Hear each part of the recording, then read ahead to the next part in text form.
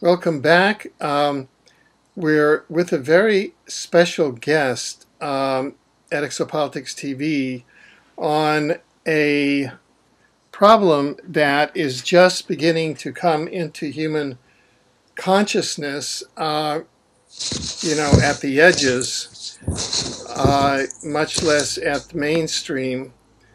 And our guest today is Christina Consolo, a radiation expert, founder and host of Nuked Radio, also known as Radchick. Welcome, Christina. Thank you for having me. I'd like to say that Christina has drafted probably the first one that is available anywhere online, an FAQ on the effect of Fukushima, and we have to assume nuclear testing and depleted uranium weapons radiation in the atmosphere on flying in commercial airliners. The subject of today's program will be on Fukushima radiation's impact on commercial airline passengers. What will happen to you? What could happen to you when you fly? And that FAQ is available at ecologynews.com. We'll put the link in the video description. It's a 25-page FAQ, and it's the leading edge of what's available because this information has, we believe, accidentally on purpose not been put together. And as we will learn, there's a great deal of intentional avoidance by the various governmental agencies, responsible governmental agencies in this area. First of all, just to get kind of a base level, Christina, going to this first section in the FAQ, has the FAA issued, say, limits on what radiation exposure should be during during airplane flights, for passengers and for crew and pilots? I don't know that the FAA has a per flight recommendation. I know that the based on a study that was done in the year 2000, it showed that the yearly exposure rates for personnel who worked as pilots and stewardesses and so forth was to not exceed 20 millisieverts per year. And so 20 millisieverts are 20,000 microsieverts. Correct. Okay. And the company Medcom that makes the Inspector Geiger counter has a statement in its informational brochure that comes with the Geiger stating that normal levels of radiation in flight should be about 200 CPMs or 200 counts per minute at 30,000 feet of altitude. So roughly speaking, taking the kind of rough thing that the ratio to microsieverts is about 100 to 1, that's about 2 microsieverts, right? Right. We've had a number of people who have taken readings during flights, and some of them you listed also in the FAQ with their measurements, and they were most of them were lower than what I had measured on a trip from Charlotte, North Carolina to Cancun, Mexico in April of 2013. I hit a high note of 1,400 CPMs, counts per minute, during the flight, and it actually stayed up that high for several hours. Coming back a week later, I hit about half of that. So there was nothing going on at the time in terms of sun activity that could have contributed to that. Sometimes we have gamma that comes from celestial sources like our star that can cause radiation levels to be up higher, especially if we have a coronal mass ejection, a CME that's incoming. But there was nothing like that going on. And I had some pretty severe health problems following that flight, as well as one of my kids that were also on the trip. Right. So that during that there's so much information packed into there, but basically, for flying, especially on the leg from Charlotte, North Carolina to Cancun, you experience 200 counts per minute, or in other words, 2 microsieverts per hour. Is that correct? I was experiencing 1,400 counts per minute. Oh, 1,400, right. Sorry. Yeah. Oh, the Gulf of Mexico. 1,400. Got it. The normal should be 200. So your experience Right. 7 times the normal. Right. And so what happened to you and what happened to your daughter? Well, pretty much from the time I landed, I had a problem with swelling in my extremities, and I've never had anything like that happen before. And by the 3rd day, it was so severe that I had to be hospitalized, and I had to have IVs. I had a massive kidney infection that caused the kidney failure. The people at the hotel, though, at first they had me see a physician who worked for the hotel we were staying at. She thought I was in cardiac failure, acute cardiac failure and distress, because by that time I was actually getting heart palpitations because my heart was really straining with all of this added fluid in my system. And the rest of the trip, I ended up, being on bed rest. And I got to see what it was like to be in a Mexican hospital, which was an interesting experience. But about 2 weeks after we returned, my oldest daughter, who's 28 and in perfect health, had the exact same thing happen to her. So it was a little concerning that both of us on the same trip come down with the same affliction, where we've never had a history of that before. And there were a number of other students that were on the trip with us, because it was a spring break organized event through our school, that had other various ailments, swollen eyes and skin issues and so forth, that they had to seek treatment for also from the hotel physician during that time. And I don't know if that was also related, but I did notice on several of the airline workers that were on the flight that were, serving us, that they had some pretty significant skin issues going on too, which I was even surprised they were working with how severe they were. Just very, very dry, cracked, bleeding skin on their face, around, the corners of their mouth, corners of their eyes. And I don't know if they're frequently flying that route and they're being exposed to those kinds of levels all the time. And are these symptoms related to low to radiation exposure? Are these the type of symptoms that are related to radiation exposure, so that you could say that these high levels of radiation that you measured in your Geiger counter resulted in these symptoms being experienced by yourself and your daughter and the fellow students and the crew?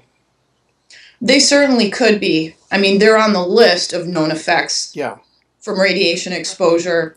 But, people are going to be affected in different ways depending on their overall health, the how well their immune system functions, Right. how often they're exposed to these levels, or what they've been exposed to in their life previously. Like if they fly a lot, either for business or pleasure, if they're doing long distance flights, transatlantic, transpacific flights, how many medical tests that they've done. All of this is important information to calculate exactly how much radiation you've had over your lifetime or within the last year or within the last 10 years. And there are actually tables online where you can go and you can calculate that and put in how often you fly, how many hours, how many tests you've had done, how many CAT scans, x-rays, and it will give you an idea of what you've been exposed to in a certain amount of time. And that includes, dental x-rays too. Sure. Now, going back to the original issue that we were talking about, the occupational limits of radiation that were recommended by the ICRP and the FAA, it was 20,000 microsieverts per year. The ICRP also recommends the radiation limit during pregnancy to be 1,000 microsieverts per year, 1/20th of that. Mm-hmm. That's a significantly low, that's a pretty low threshold compared to 20,000. Right. In the developing embryo, though, we know that an embryo will be exposed or have effects that are 1,000 times greater than an adult because all of the cell division that's going on with that embryo. So if there had been a pregnant woman, which there may have been, I don't know, you were on the flight, on that flight, and looking at the symptoms that you and your daughter developed, we could just look at what may have happened to the pregnant woman, to the embryo in the pregnant woman. Do you have any comment on that? Mm-hmm. I don't really believe that it's ever safe to fly during pregnancy, even before Fukushima, because of the added risk to embryonic damage. If you're in the first trimester of the pregnancy, the first 12 weeks, your basic neural tubes, the eyes are developing, the eyes actually grow out of the same type of tissue that forms the brain and the spine. And then in the second trimester, you have organogenesis, where the organs are developing. And in the third trimester, your brain is developing, a baby's brain. So depending on what part of pregnancy a woman would be in, you might see health effects associated from exposure that she received. And that's known data. Most good OBGYNs warn their patients not to fly or limit their flying during pregnancy. Right.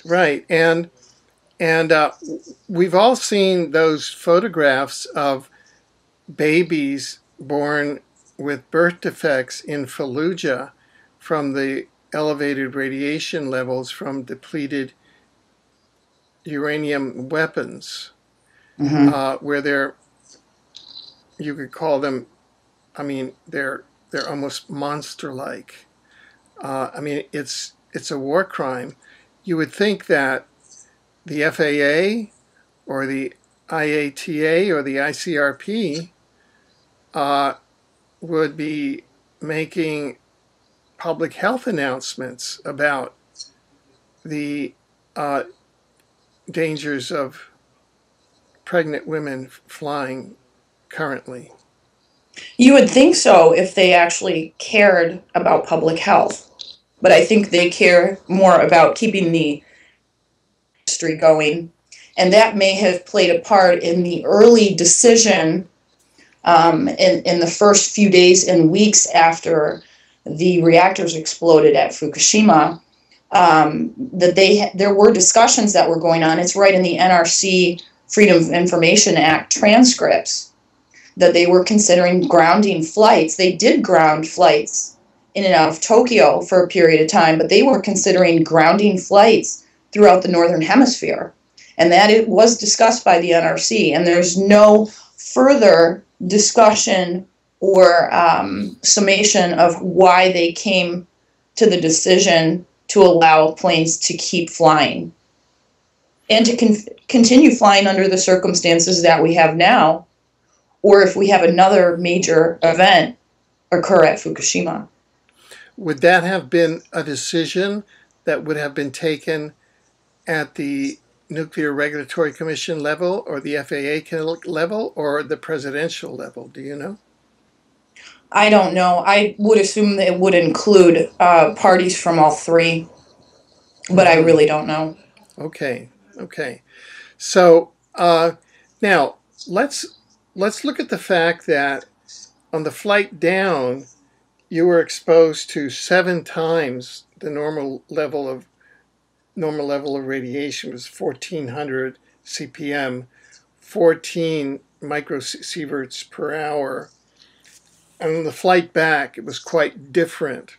So there are these differences. And let's just hold that for a second, because we're going to address that question. But let's just hold that question here and get some more data on the table. Okay. I just want to put out 2 bits of data and then another one so that we have 4 readings.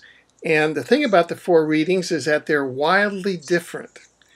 2 of the readings, including your own, are in one quadrant, and 2 of the readings are in a different quadrant. And we're going to ask the question, why? We have readings from Connie Fogel, who's a former Vancouver, British Columbia Parks Board Commissioner, and she submitted readings on round-trip flights from Vancouver, BC to Heathrow, UK in January of 2014. And on the flight over, the average was 2.45 microsieverts, which is about a little over the normal. And on flight back, it was 2.89 to 3.60 microsieverts per hour. And we also have data from Tom Clearwater, who's a lawyer here in Vancouver, BC. And he flew from Vancouver, BC to Hong Kong and then on to Johannesburg, South Africa. And he reports flying almost directly over Fukushima, and the highest that he got was west of Alaska of 2.20 microsieverts. Over Japan, he got 1.53, and this is 1.30, flying directly over Fukushima. And he got 50% lower than that, flying from Hong Kong to Johannesburg. Then I'd like to just add for the mix a flight that's been reported by rents.com. All of this data we're just reading from the FAQ, which is at ecologynews.com. And so the listeners can go to ecologynews.com and just click on the link there and look at the 25-page FAQ and follow it as we're talking about it here. And I recommend that you do, because this is the only FAQ on the planet on this subject at this moment, February 20th, 2014. We hope that there will be many more. And this flight was July 1st, 2013, from Chile in South America to Portland, Oregon. And they had the high reading there was 1,208 counts per minute. That's close up to your 1,400. In other words, 12.08 microsieverts, and that's over Oregon on the American West Coast. So why is it that we're finding such differences? For example, we have 2 flights, yours from North Carolina to Cancun, Mexico, and this one from Chile to Oregon, where we have very high readings on those 2 flights. And then we have 2 other flights, one over the Atlantic and the other over the Pacific from Vancouver to Hong Kong.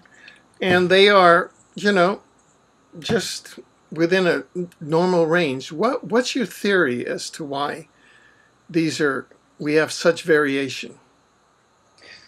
Well, first of all, I think it's wonderful that people are taking the time to take these measurements during trips and share them publicly, and we need a lot more people doing that. Except I've had some recent emails from one person in particular who's a physician who was flying out of Philadelphia recently, who had his Geiger confiscated by the TSA. So I don't know if they're still allowing Geigers to be taken on flights, And I wouldn't be surprised if they discourage the use of them, especially when we're coming up with numbers like this.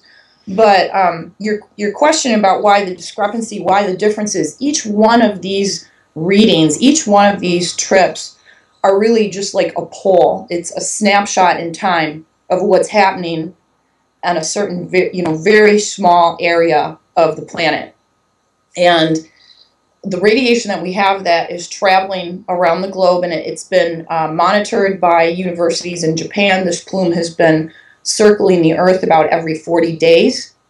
And this came from information that was published about a year and a half ago, too, so I don't know how that plume has changed in its configuration. But we do follow fallout readings and weather patterns on about 2 or 3 times a week on my website, Climate Viewer. And it's very easy to see where these fallout events occur based on storms and where the tropopause is, where the most dynamic situation is occurring in the atmosphere. That's where we see a lot of fallout that is landing on the ground and being picked up by people with detectors. As far as what it's doing up in the air, we know that they have a tendency to stick together because of their electrical charge. The same thing is being found with the ocean plume as the air plume.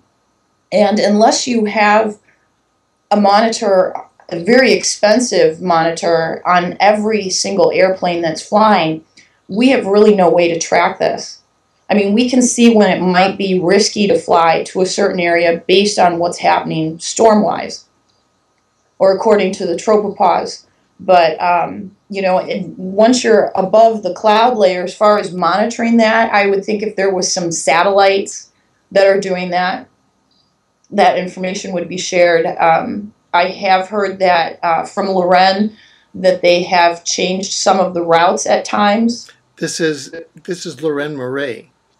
Loren Murray. Yeah, independent that they scientist. have changed, and she has been recommending to her friends if they have to fly across the Pacific to do so on the southernmost route possible. And so it's very difficult to say. It's kind of a hit or miss thing. You really don't know what you're going to get hit with when you're up there. But the fact that there's plutonium that's in the atmosphere, not only from Fukushima, but from weapons testing, makes it a gamble to fly really anytime with your health because you don't know how it's going to affect you either. Now, so really what you're saying is that in the same way that we have fluid dynamic laws that determine how the distribution of the Fukushima and other radioactivity is happening within the ocean currents, and it's driving it across the Pacific and perhaps into other areas. In the same way, in the atmosphere, we have fluid dynamics laws which are governing the distribution of the radiation in the atmosphere. It's not that the atmosphere is a soup in which the radiation is evenly distributed. It's very much bunched up, and it's going in different patterns. So when you go up in an individual flight, it's really a chance whether you're going to run into a batch of high radiation or not. Is that what you're saying?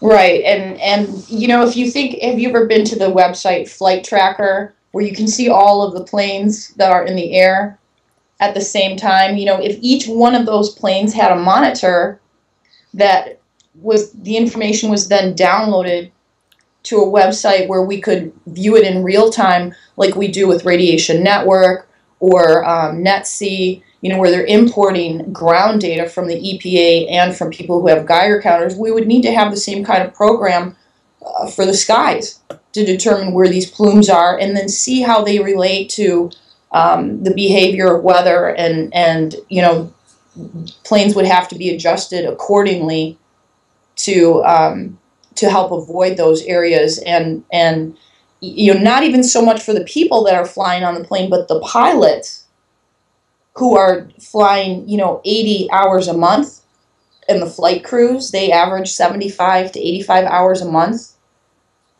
You know, their continued exposure, if they're flying through these levels, is going, and it may be manifesting itself with some of these cases that we're going to be talking about of pilots that have been passing out and crew members having problems. And there's actually a lawsuit going on now about an issue with almost 3,000 flight attendants who were having problems from Alaskan Air.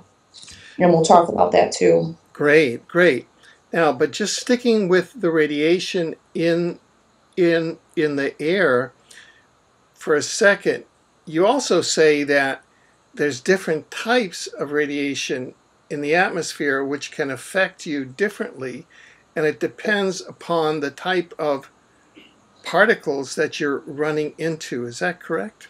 Mm-hmm. Could you talk about that? Yeah, and you know, I had the best intentions when I went on this trip. I knew that it could possibly affect my health, and I was having health issues already. And I wore a mask on the plane for the early part of the flight.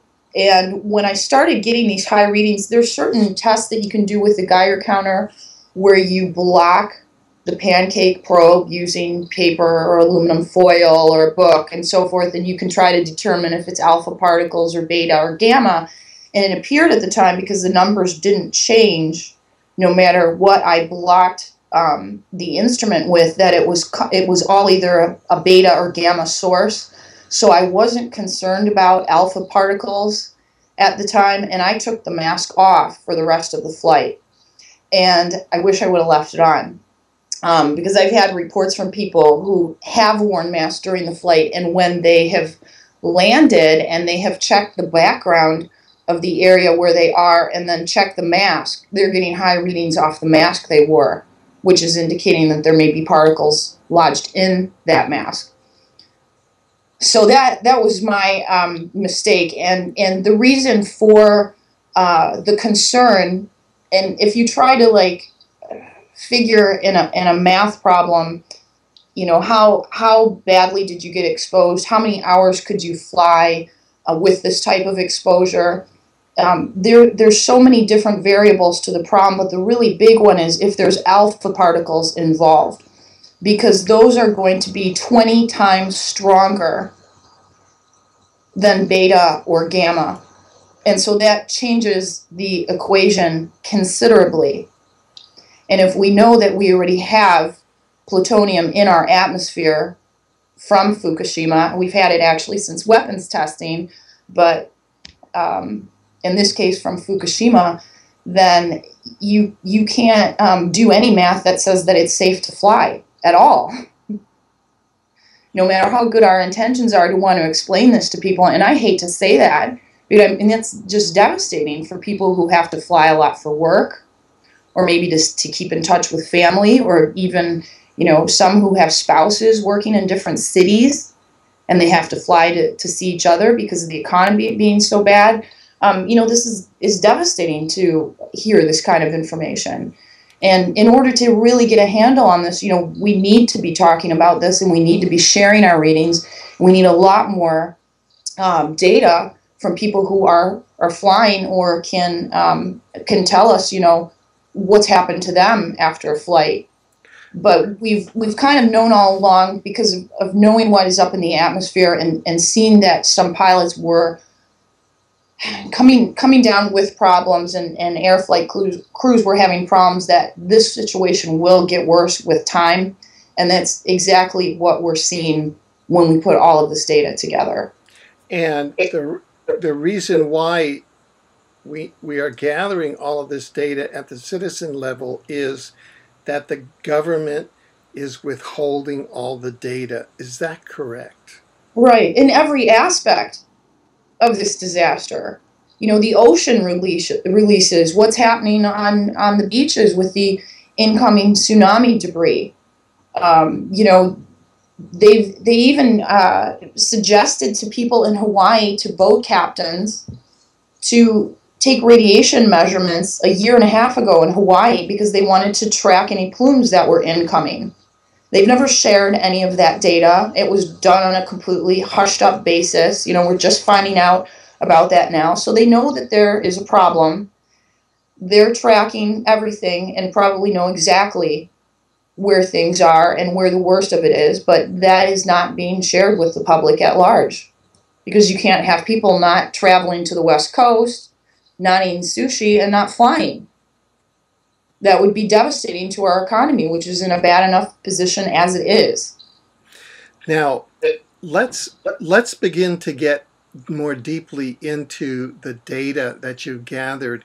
And again, I really urge people who are watching this, just go to ecologynews.com or go to the video description, and the link to the FAQ is there, and you just go there and be taken to this data so that you'll be able to read for yourself, because Fukushima is an area where you've got to read the data and decide for yourself, because the impact of this is entirely personal, as Christina has said. Let's jump, Christina, to the area of airline sickness reports and sudden heart attacks. And you always say that you like to do the following methodology. And the methodology is, let's look at the cases from before Fukushima and what happens after Fukushima. So could you walk us through the airline sickness reports and the sudden heart attacks, both of crew and passengers, from before Fukushima and from after Fukushima? Sure, and I would like to also explain how I learned about that, and it was from having a conversation with Dr. Timothy Massot, who's the Chernobyl mutation expert. I had contacted him about 4 or 5 months ago and was talking to him about the images that I had collected so far from the mutations post-Fukushima, and how can I get these mutations tested. And what he had told me, and he has written hundreds of studies on mutations that have occurred after Chernobyl. He travels to Chernobyl frequently. He's done studies for the DOE, the DOD. He said he can't even get access to those machines right now. Even with all of the work that he's done for the government, they have shut down access to any kind of testing for people who are trying to figure out what's going on. And he explained to me, and this was for the mutations, but it really applies to whatever you are looking at post-Fukushima, is go back and see what you can find prior to, is go back as far as you can, get a good sampling, and that will give you an idea, you know, whether you're using Google or Wayback Machine or, you know, botany websites. You know, look at what has been found out in nature previously, and you know, the testimonials from people are very important too. People who have, you know, had the same kind of, you know, trees and so forth growing or produce growing for decades are seeing things that they've never seen happen before. And those kinds of things are really important in the absence of really hard data, which we can only get if we have access to the kind of machines that the EPA has, which we don't. So as far as, and we were talking about the mutations, of course, but this applies also to this airline situation. And so when I started compiling this list, Loren and I had talked about this briefly during a interview that we did about a year ago. There were a couple of pilots that had heart attacks within a few weeks of each other, or I'm sorry, had passed out during flights in the Pacific Northwest within weeks of each other. So it was a mainstream news story. And so I started looking through Google and using Wayback and so forth, and I knew that it had to have happened before, but it was very difficult to find any of these instances. So what I ended up doing is going to a pilots forum, and it's called airliners.net, and I found only 2 cases in their database. One was of a Northwest Airlines pilot that passed out in January of 2004, and one was a Porter's Airline pilot that passed out in November of 2009. And then I found a couple other mentions, one from 85, one where a passenger who had flown a plane once but wasn't certified, was able to bring a Cessna safely to the ground in Lansing, Michigan after the pilot suffered a heart attack. That was 1985. 2009, twin-engine turboprop had the pilot who died early into the flight. And there was a total of 6 documented cases of pilots passing out while flying the plane since 2004, prior to 311. So, trying to search through the NTSB, they do not keep records. So, just to jump in, 311 means Fukushima because Fukushima occurred on 3/11/11, March 11th, 2011. That's just for the viewers who may be joining us for the first time. Mm-hmm. So we couldn't use the NTSB website because they don't keep track of this kind of data of pilots having medical emergencies. So in comparing the news stories, which are now showing up in searches, and sometimes you have to go to specific countries to search for these reports, we've had a sizable increase in these events. This list, we've also included the pilots passing out, having heart attacks, crews having health issues, and planes that are landing at wrong airports. And the reason for that is I have a very close friend who, actually my neighbor, who used to be an engineer for Lockheed Martin, and I had talked to him about this when it first happened. And I said, how does a pilot land at the wrong airport? Because this has happened, it happened like twice in 2 weeks. And he said they had to have become really confused in the cockpit. I mean, it's almost impossible unless you willfully ignore your computer systems to land at the wrong airport. And then in searching, I found that this has actually happened a few times also with military planes. So the first case that I found was April of 2011, flying from California to Colorado. A wife had to take over flying when her pilot husband passed out. He had started having trouble breathing and speaking on this flight, and ground controllers in Colorado actually sent up another plane to help guide the craft because she had no flying experience. And in June of 2011 in Australia, there was an Emirates, I don't know if I'm saying that right, Emirates Air. Emirates. Emirates? Mm-hmm. Pilot who passed out for 55 minutes during a flight and woke up. He was unconscious at the controls as he flew over Adelaide, Australia, and out to sea. September of 2011 in Reno, Nevada, we had a pilot that passed out during an air show, causing a crash which killed 11 people and injured 60. Air show instances, I included 2 because there were 2 major ones since 3/11, but I'm not convinced that that is a rad situation. And from reading the reports of the extensive accident reconstruction, it appeared that those might be G-force related issues that caused the pilots to pass out. But it's something we need to keep an eye on to see if it happens more frequently as well. We had a case in October of 2011 where British actor Mr. Bean had to fly the plane he was in when his pilot passed out. He actually had his wife and children on board with him. They were flying at 16,000 feet over Kenya. And he had taken over the controls for about 20 minutes before they could revive the pilot, which they did, and he was able to land the plane. In January of 2012 in Great Britain, and this was probably one of the worst reports. This could have been a major airline accident. A severe medical emergency during flight occurred when both pilots passed out and a plane lost altitude sharply. British Airways jet was forced to make an emergency landing after 2 women pilots almost passed out at the controls. They were so out of it that they were unable to fly the plane. They were still conscious. They sent out a call for a senior member of the cabin crew to come to the aid of the flight crew.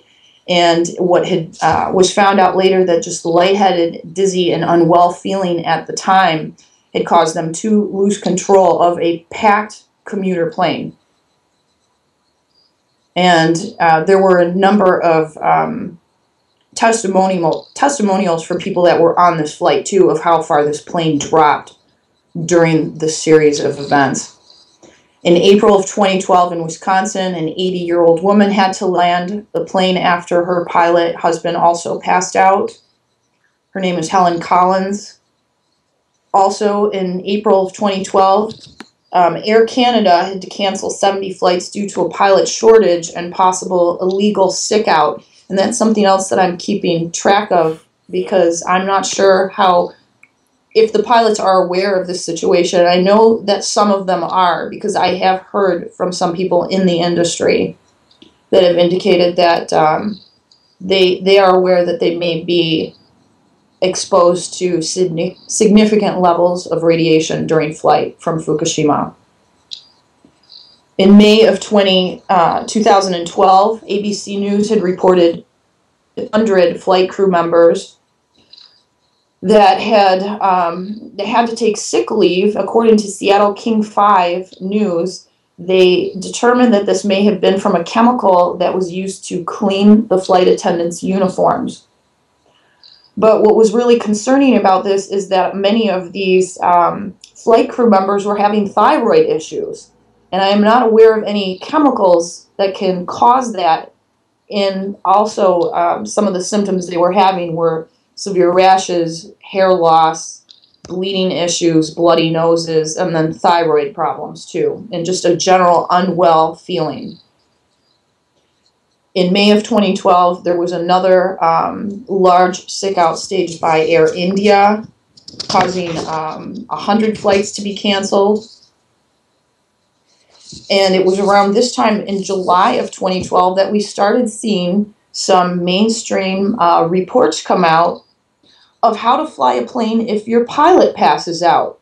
The first one appeared in Wired magazine in the UK following this British jet that lost altitude.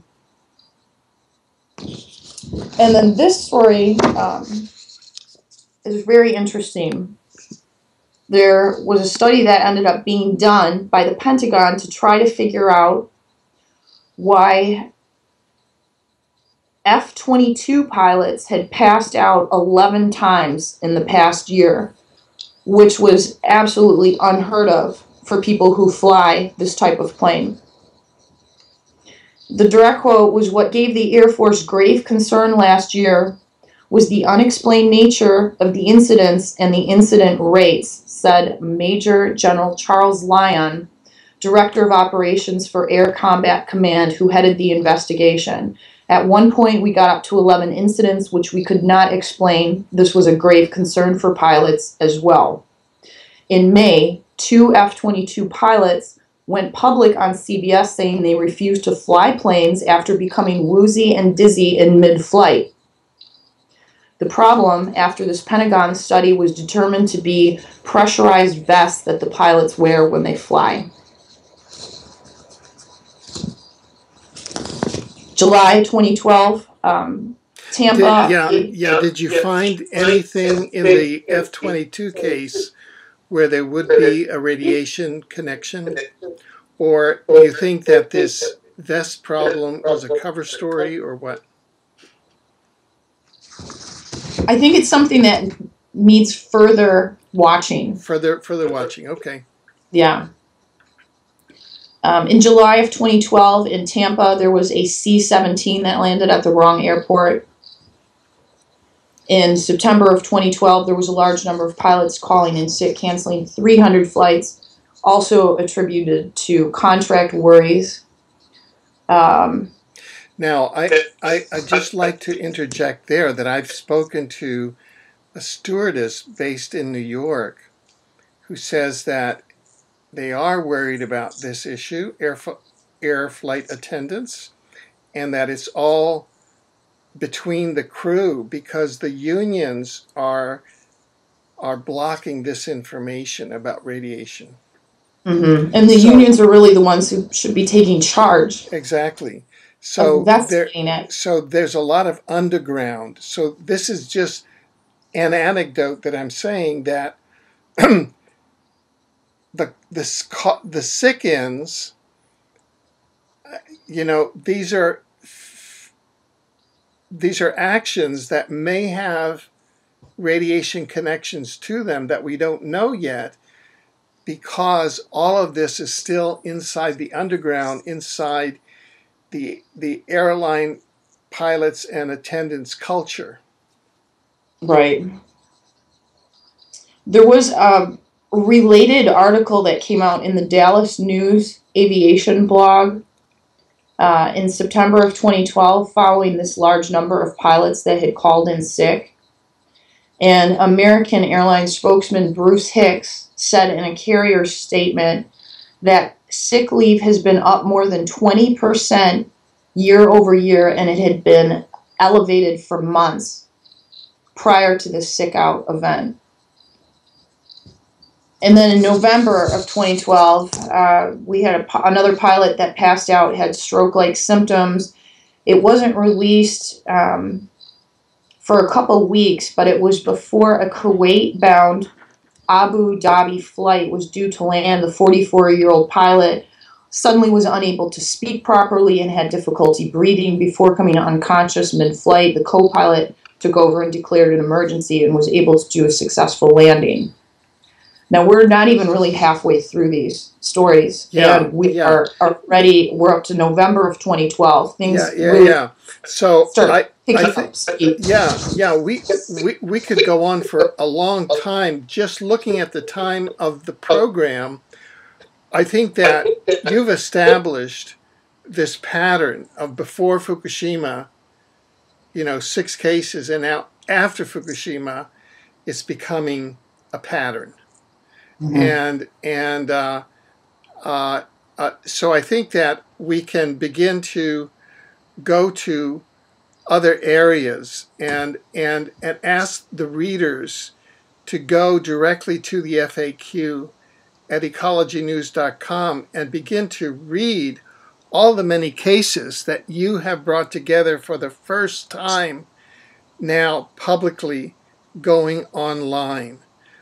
Where the government has really, and the mainstream media has, although paradoxically these are from the mainstream media, they are not presented in their true public health context, and that is as that there's reasonable cause to believe that all of this is triggered by Fukushima radiation. So let's just, I'm scrolling down here and go to radiation affecting brain function, where we have unruly passenger study, a huge increase in unruly passengers. Yes, and I have somebody who is trying to find every single story before and after 3/11, so that we can also quantify those reports. There's so many of those reports, including pilots who have to be restrained because they're acting inappropriately. And, in some cases, there's alcohol that's involved, sure. And some of these are also celebrities that have been unruly on planes or had disembarked from planes looking, much worse for wear than when they got on. These are all things. It's really hard to, as one or two or three people, to try to track all the events, but we do need to get more data and try to start looking closer at these timelines and sharing them with other people so we can get a handle on this, and people can make the decision of whether or not they want to risk exposing themselves or their children to these rads during flights. So what you're saying here, though, is that there's been a dramatic increase in unruly passenger reports, and that there may be this is where the aircraft may have gone through these patches of radiation, including the alpha particles, and that may have affected brain function, and that may be why these passengers are becoming unruly. That's how that affects that person's particular organism. Is that kind of the thinking here? Yes, radiation affects the executive part of the brain, which is the part of the brain that keeps you from doing really crazy things. You know, very succinctly said, and that's very clear. Very clear. Well, let's go to the next section, which is aircraft air circulation. And walk us through that. Oh, okay, yes. These were specs that were provided by Donaldson Aircraft. Half of the air that circulates during flights is pulled from the outside, and half is recirculated. The air that is recirculated inside of the plane is passing through HEPA filters. But the air that is coming from the outside is not being filtered. About HEPA filters, a high efficiency particulate absorption, or HEPA is a type of air filter. They have many applications in medical facilities, automobiles, aircraft, and homes. The filter has to satisfy certain standards of efficiency, and it is 99.97% efficient in filtering particles that have a size of 0.3 microns or larger. So what you're saying is that this shows that by going up in an airplane, you're actually drawing in radiation from the atmosphere. Yeah, and I was under the impression that all of the air was filtered in these flights that's coming in from outside, but it's not. It's only being filtered once it gets in the plane, and only 50% of it is the recirculated air. The other 50% keeps coming from the outside of the plane. So, you know, at some point you have to wonder if these airlines are going to be contaminated on the inside of the plane. I had noticed when we were flying and I was getting these extraordinarily high readings that the numbers are much higher towards the bottom of the plane, like at the ground level, at your feet, than they are up by where you sit or where you have your table fold out, which I don't really know what to account for that. But yeah, they're drawing in outside air, and you know that was part of the reason why early in the crisis, Europe and Asian flights were all halted going into Tokyo, so they wouldn't expose their passengers. Although they did, in fact, they picked up passengers that landed in the U.S. that had particulate contamination. Although we don't know what kind of particles they were contaminated with.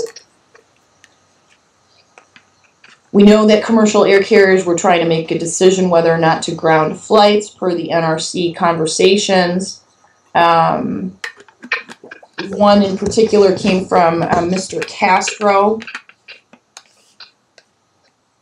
who said that, yes, it's a significant amount of people, and they have authorized all Americans to go on the charter. They've taken half the flights and have embassy dependents. Well, no, each flight, I don't know how to say it, now I'm starting to get tired. Each flight is reserved, half reserved for embassy dependents. The other half for the flight is for American citizens. And the male participant, who has not been identified in this conversation, says, okay, so they're pumping those, but they're worried because, you know, they may get grounded eventually because of, well, you know, radiation. They are worried about the radiation. Commercial air carriers are trying to make the decision whether they are going to stop their flights. And if they do, then that puts more pressure on the charter flights to get people out. In a follow-up phone call to the NRC, on day 7 of the accident, a participant who's not identified by name says the Japanese had asked the NRC, how do we deal with extending doses or allowing workers to soak up higher amounts of radiation in an emergency? We just told them for emergencies in a condition like this that we have guidelines that let us go to a certain limit. But in this case, you need to do what you need to do to get it done. And that's exactly what they said during their phone calls.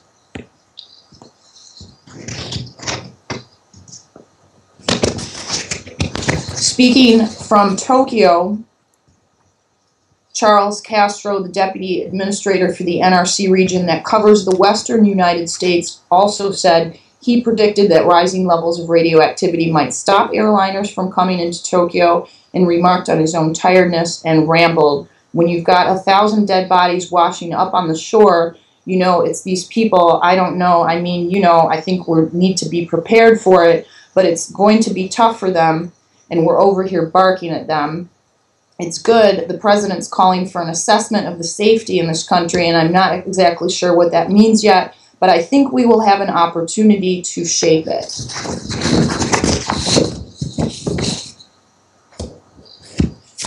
And that probably has a lot to do why this isn't being talked about. Right. Now, we'll get to the why question at the end of all of this. Let's get to the helicopters and explain to us what a helicopter radiation flight is. Helicopter radiation flights are usually conducted by the Department of Energy, the Department of Homeland Security, or the National Nuclear Security Administration, or NNSA. And what they do is they do a survey that's usually about 300 feet off ground where they will fly over neighborhoods where they suspect contamination exists. And they'll do a survey and record the numbers that they get during this flight. Now, they've done this for years. They know what the background levels are across the entire country.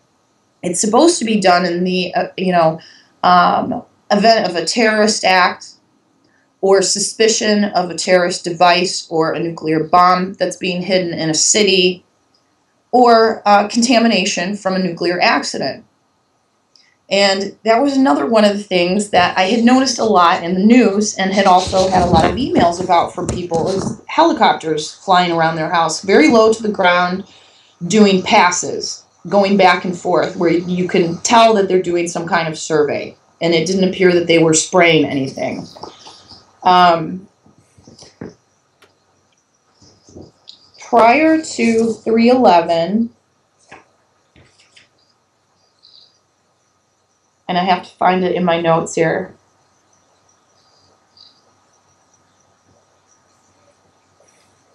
I could only find 2 postings of these flights being conducted, because they usually warn people ahead of time in the news so the police department doesn't get a bunch of calls asking, why are there low-flying helicopters over my house? I found one event in 2006 and one in 2009. Since Fukushima, since 3/11, I believe there's been 14 or 15 that I could actually find documentation about, that it was posted ahead of time for people who lived in the area. And the areas include, I won't read through the whole list, Seattle in July of 2011, another one near Seattle in 2011, New York, Los Angeles, and Atlanta, although those were posted in a Seattle article.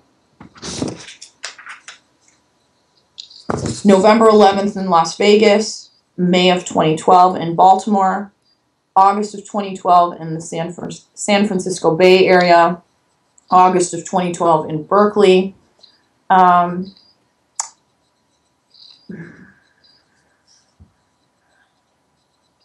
January 2013 in DC. In fact, they spent 2 weeks testing DC, where everywhere else they spend 4 or 5 days, which I thought was interesting. January of 2013, New Orleans. December of 2013, sorry, that was a program that was released for Detection Halo. The city of Los Angeles has received an $11.4 million grant to create what they call a detection halo that would provide an early warning of impending doom. The program, administered by the Domestic Nuclear Detection Office, utilizes sensor equipment, communications infrastructure, and special training to attain what some skeptics think is unattainable security in an insecure world. Why they're only doing this in Los Angeles is interesting.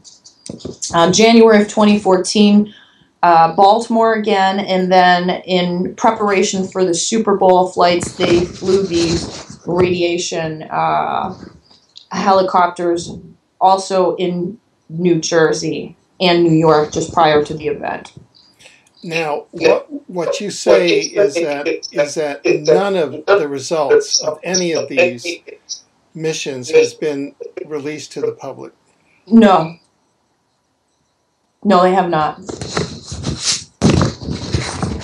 Have there been any Freedom of Information requests filed for that data, or is that not that I'm aware of? But I would imagine that they will put this under the umbrella of national security. So therefore, it would be exempt. Now, for the final area of data, and I know this is an area that you and independent scientist Lorraine Murray, who's done pioneering work in Fukushima, you and she have really brought this area to the forefront. And so this is the Celebrity Sickness and Cancer Death List.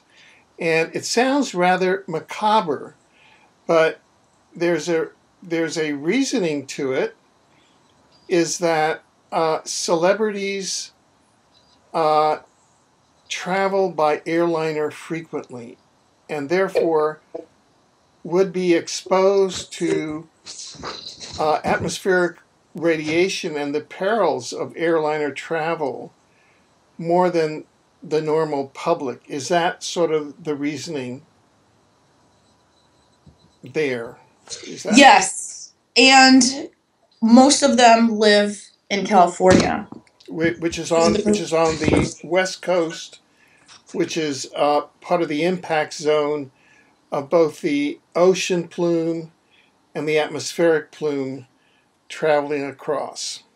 And then if they live in LA, near Simi Valley, then they've been exposed to 3 nuclear meltdowns at the Rocketdyne facility. I see. What exactly is another issue? Yeah. What's the Rocketdyne facility? Rocketdyne, and now it was bought out by Boeing. It's the Simi Valley Santa Susana Lab. Oh. And there's been 3 meltdowns there. Meltdowns there. Okay. In the past. Yeah.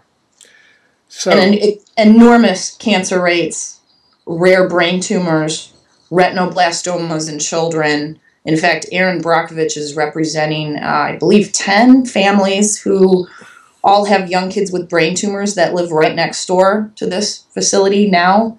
But that area's been pretty heavily contaminated. So the celebrities are at a high-risk group, not only because of where they live, but because of the amount of flying that they do. That they do. Okay. Now, you and Lorraine Murray did an original interview. Could you talk about the cases, the celebrities, sickness and cancer death list that you examined then? Sure, and I had contacted Lorraine originally and said, I'm just noticing a lot of these people are sick, and my daughters had mentioned to me too that they've seen these strange reports, and this was prior to when we put the interview together, and she said she had been collecting them as well, and so we put our list together and we came up with 10. We had 10 people that are all fairly well known. One was Kim Kardashian, who was doing an extraordinary amount of flying while pregnant. And then later after the interview, she delivered her baby 5 or 6 weeks early because she went into liver failure. Jessica Alba, who had symptoms of a stroke. Dwayne Michael Carter, also known as Little Wayne, who suffered a series of seizures while he was flying. Kelly Osbourne, who suffered a seizure while she was taping a show. Gwyneth Paltrow, she had numerous health issues. Shortly after Fukushima happened, she was living in England at the time, and she had symptoms of a stroke, and she had a severe miscarriage, and she had a lot of stuff going on. Justin Bieber, who had been acting out in almost every city where he flew to do a concert, and that continues. Morrissey, who's a singer from the UK, and Brooke Burke, who was a woman who hosts a lot of these award shows. She had her thyroid removed. So that was the original list. That's very interesting, because no one has pointed out Justin Bieber's acting out as being caused by Fukushima radiation. This is the first. This is the first, I think. And I think it was just announced yesterday that because of the legal problems, he might be kind of taking a break from public action. Yeah. But anyway, I find that remarkable. Okay.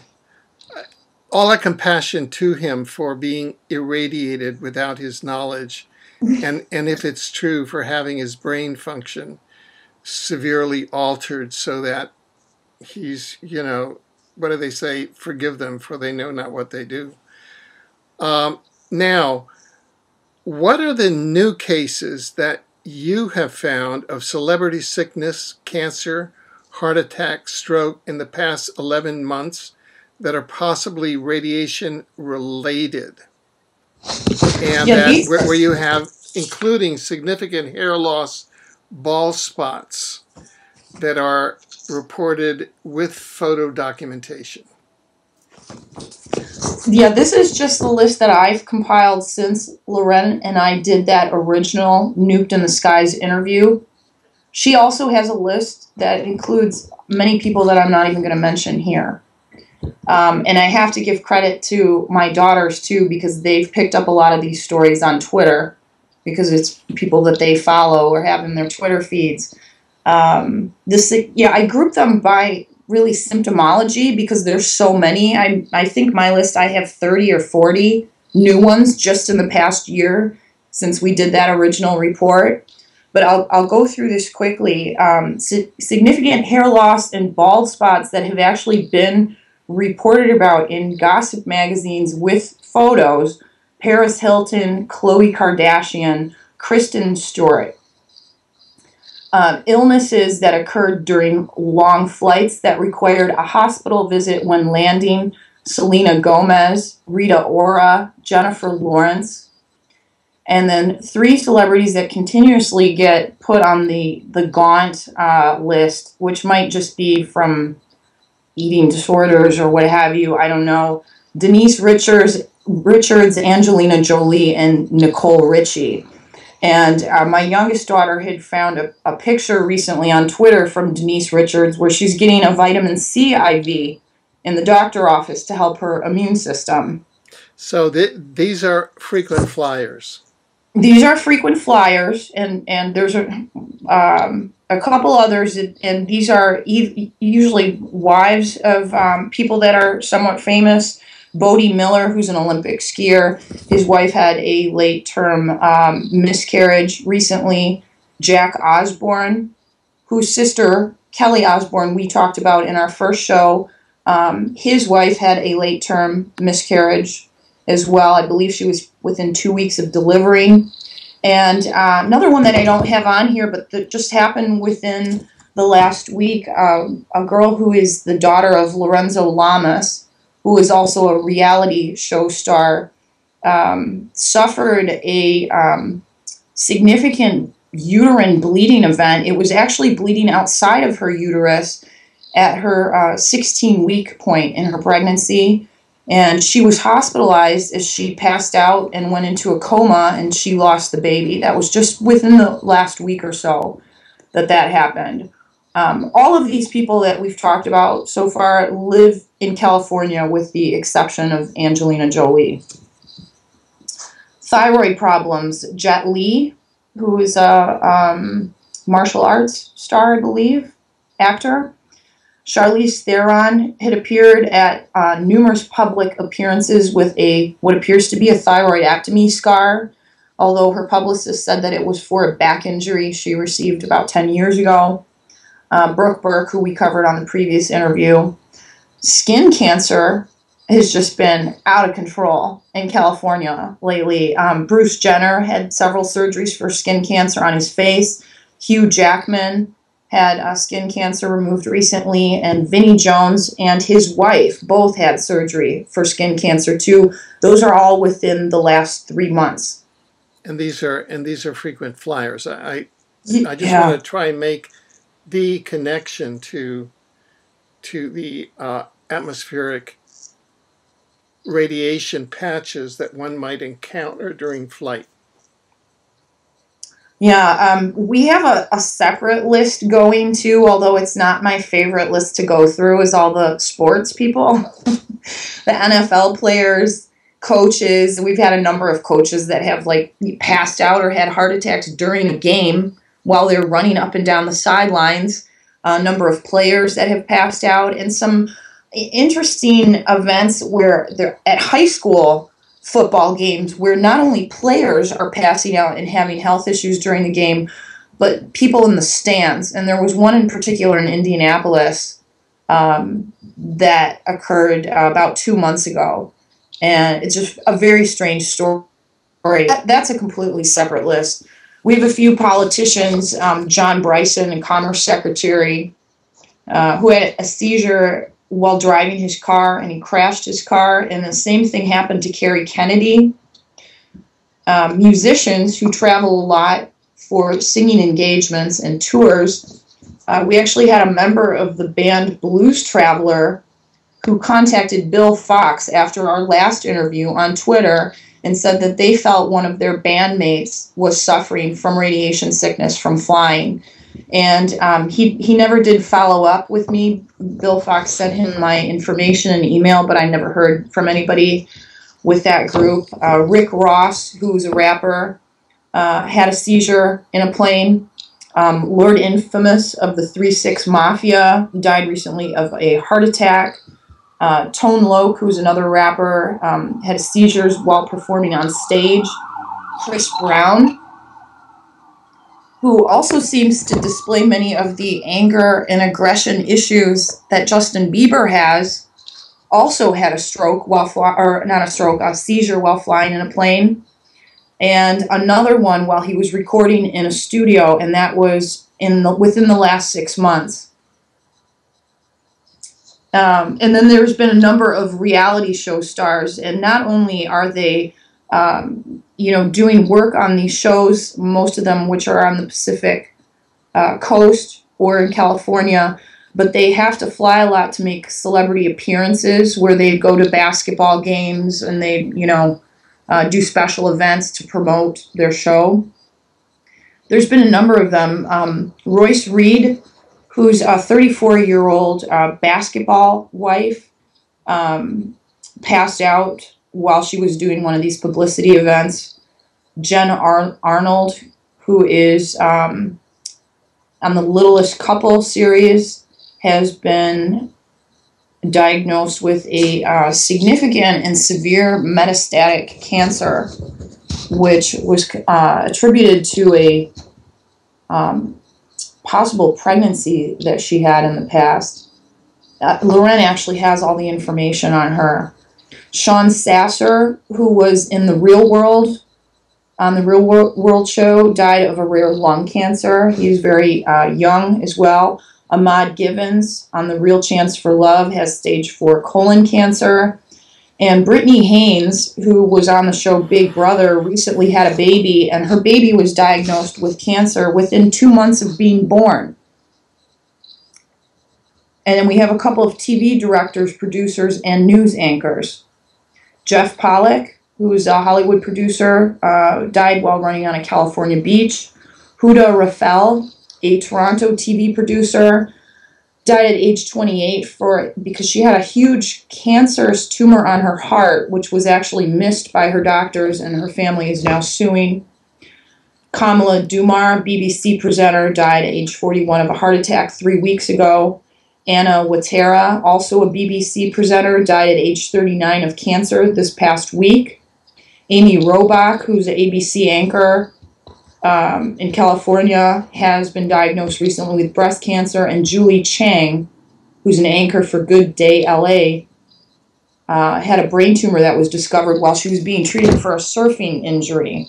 Now I can add one too that just went public last week. Tom Brokaw. He was diagnosed with cancer. The anchor for NBC. Yeah. Just went public that he was diagnosed with cancer. Mm-hmm. A couple of days ago. Yeah, I have a couple other ones that I need to get a little more background on the case. Nick Cannon, someone had sent to me, who's the husband of Mariah Carey. He came down with a very severe autoimmune disorder and had to quit everything that he was doing. And this was shortly after Fukushima first happened. So I want to try to get more information. I didn't know about him when we did our first show, and someone who saw the show sent me some information. Frankie Muniz, who's 27. He was on Malcolm in the Middle. He was the cute little kid that the show was about. He's had a series of strokes. Marsha Wallace, who worked on The Simpsons, recently died of breast cancer. Nene Leakes had blood clots in her lungs. A UK celebrity named Katie Price had severe issues with pregnancy. Dr. Drew I think he has a show about rehab or addiction.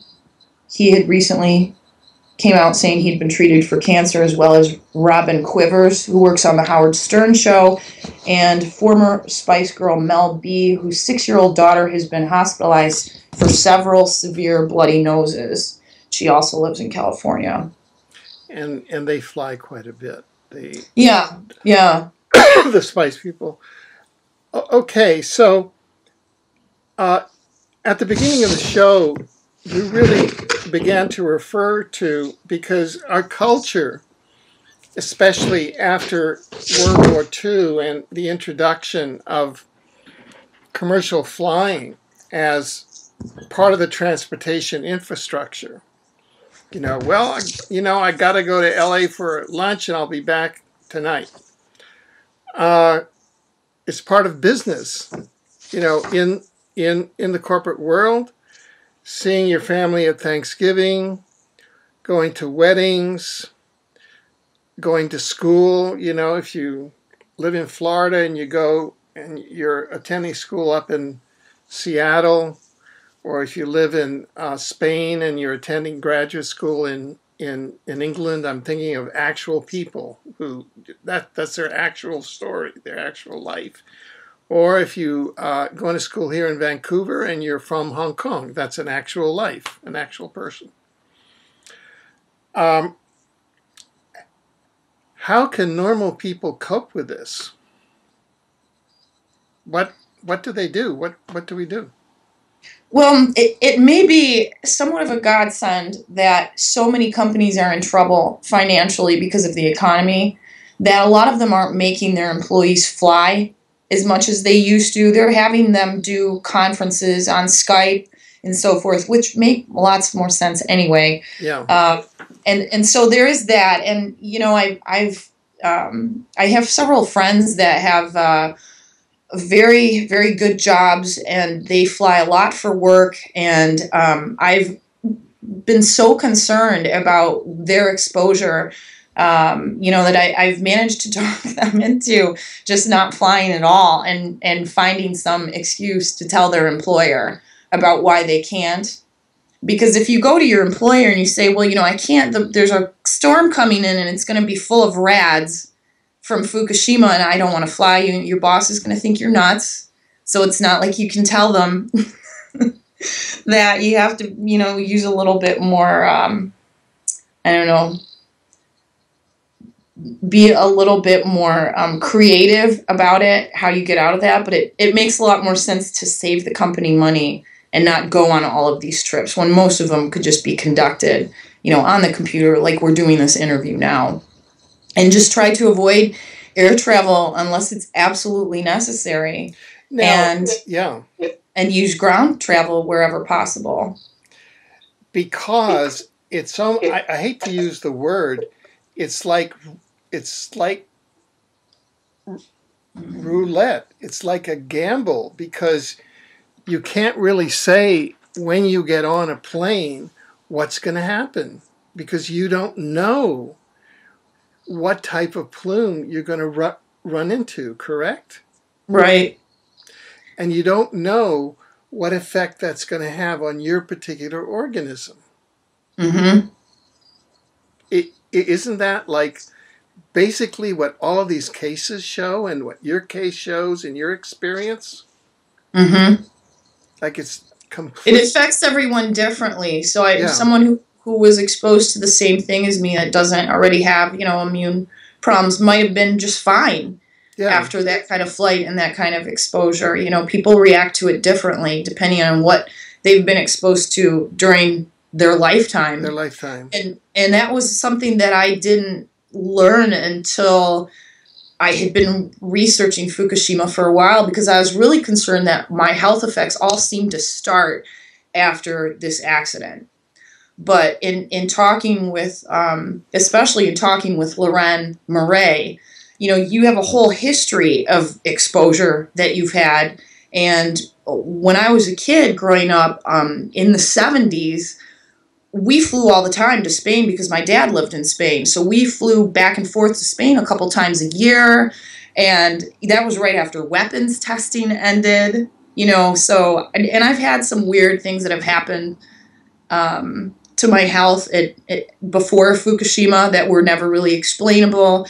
And then a lot of medical tests after having some back issues and other things. So I definitely had added exposure. Those people, though, who are already in a weakened state from having those kinds of exposures in their past are more profoundly affected by what we've now been exposed to with Fukushima.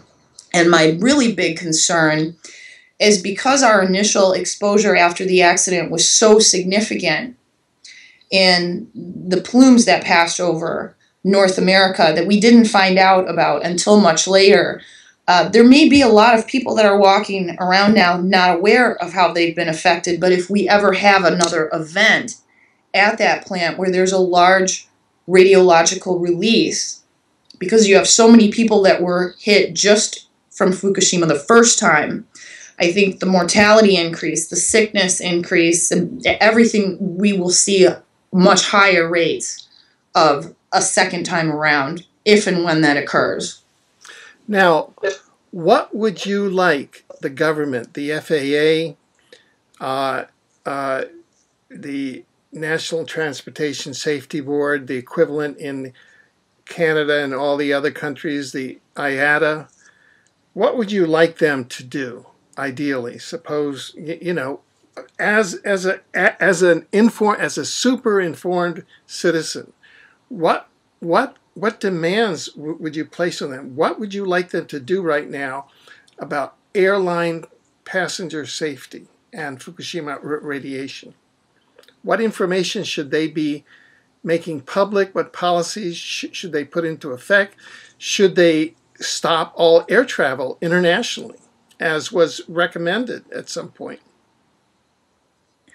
Well, I think the first thing that they should do is they should be talking about this within their industry and figuring out how they're going to deal with it, because this problem isn't going to go away if this is indeed what it's from. We need to have dosimeters being worn by everybody that works on planes, and we would need to have very sophisticated monitoring equipment on each and every plane that will monitor what the planes are flying through. And then those need to be, correlated into reports where it can be put, up against weather patterns, the tropopause, and see exactly where these events are and adjust the flight routes accordingly. Because if these rad levels are interfering with the health of pilots, I mean, at some point they're going to start running out of pilots. because they're going to get exposed over and over and over again. And we need to get a handle on this now before this happens. I mean, just looking at the data pre and post 3/11, there's definitely a huge increase here. And in order to find out exactly what people are being exposed to, we have to have monitors on those planes that are going to be able to and narrow it down to what isotopes they are, because it's going to make a huge difference. And then, the exposure rates have to all be recalculated, and steps would have to be taken to adjust the flight routes appropriately. But I mean, getting them to admit that this is going on is going to, I don't hold out a whole lot of hope for that happening. Yeah.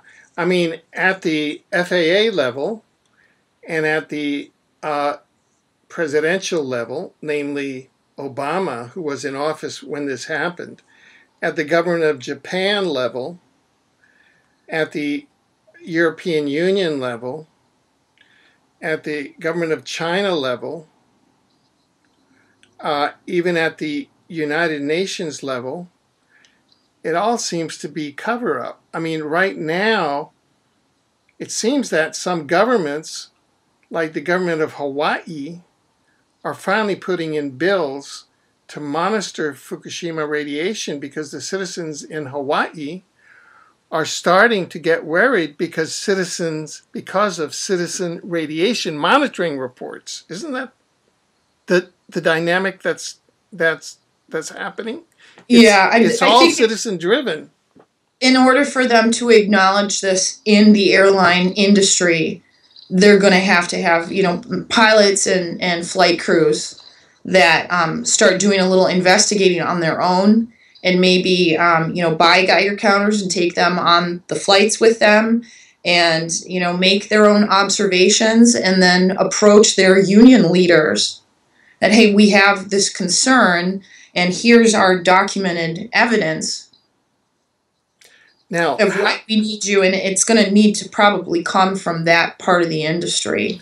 And I'm really surprised that it hasn't already. Yeah. Now, how can people, be they pilots, be they crew, attendants, be they passengers, citizens, concerned citizens, how can they get in touch with you to get information and advice and to get this thing rolling? I started a page, if they're on Facebook, I started a page yesterday called Airline Anomalies Post-Fukushima. And all of the items that we discussed tonight, plus some others, I posted on there yesterday. And I would like them to, visit that page, look through the reports, and send me a message if they have anything to add to that, any questions or comments, and we'll just kind of deal with it like that right now. So we find people in the industry who really want to take control of this. So right. So go to Facebook. We'll post the link to this page, and they can contact you there, or they can contact you by your Facebook page. And we'll see how this develops. Have you been contacted by any of the celebrities that you've written about, or others in the celebrity area, or in their families, or in their management at all, that's concerned about this?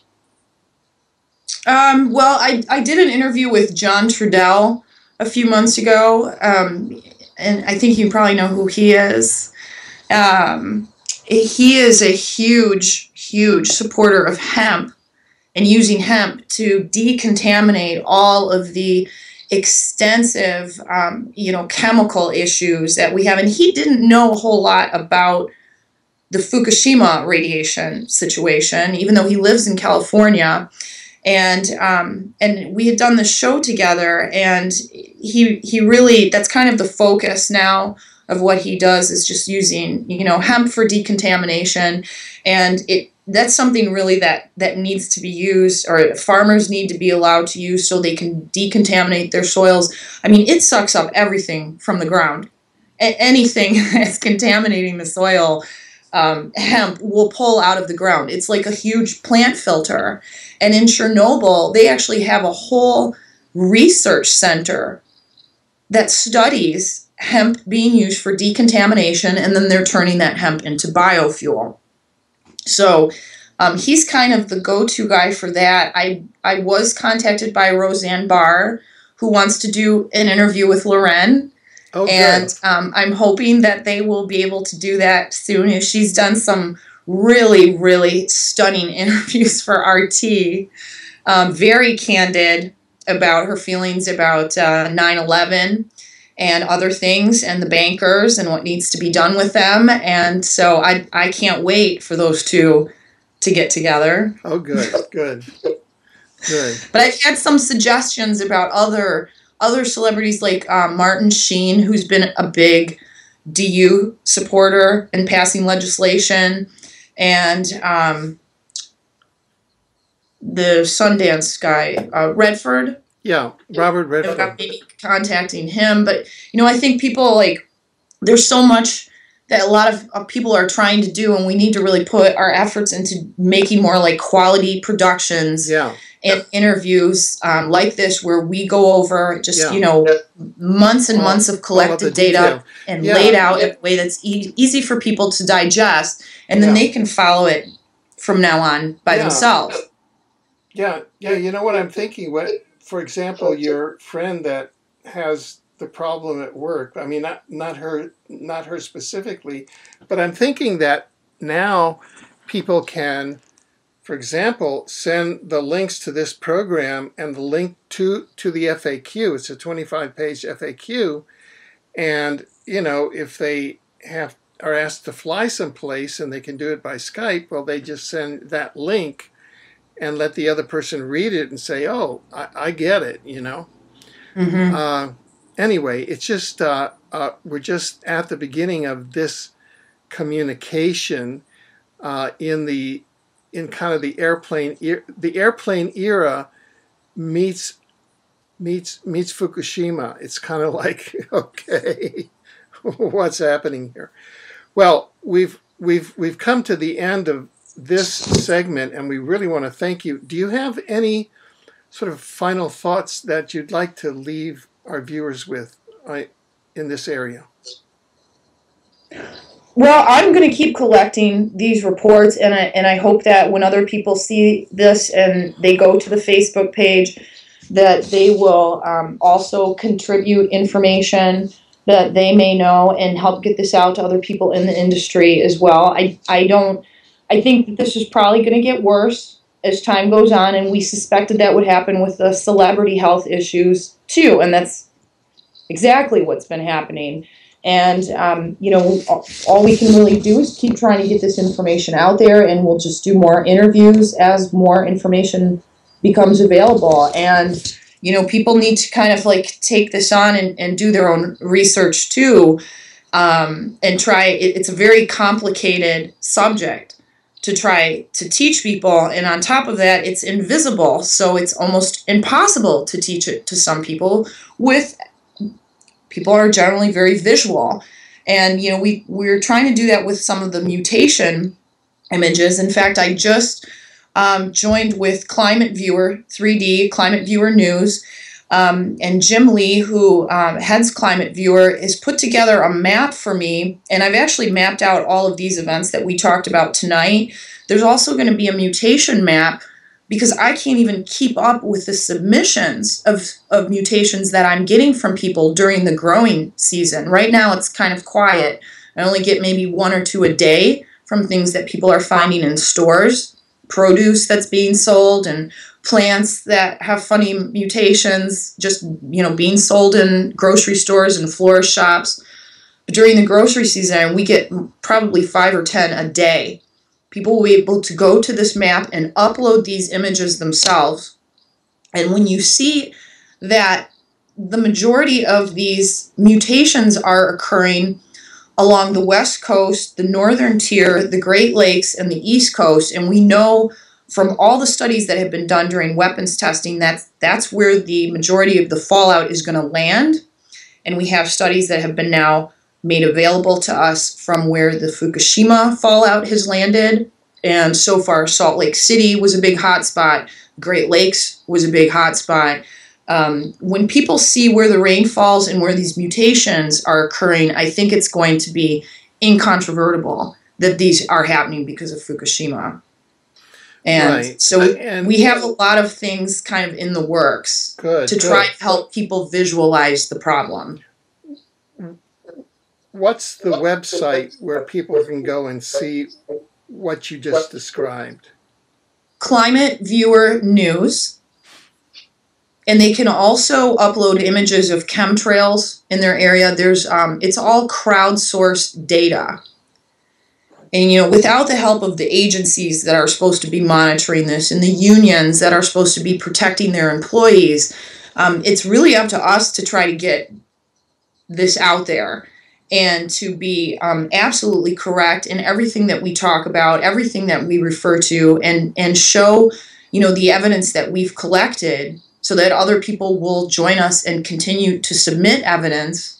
And, you know, within time, we'll be able to, you know, do papers, research papers on this. And I wanted to make all of these images, the mutation images in particular, available to anyone who's writing papers or doing any kind of research. That will be able to download examples of every kind of mutation that occurs in nature because they're being sent to us all the time. Excellent. Excellent. Well, good. I really want to thank you for your work and your dedication in this area and for having spent this time with us and with our viewers. And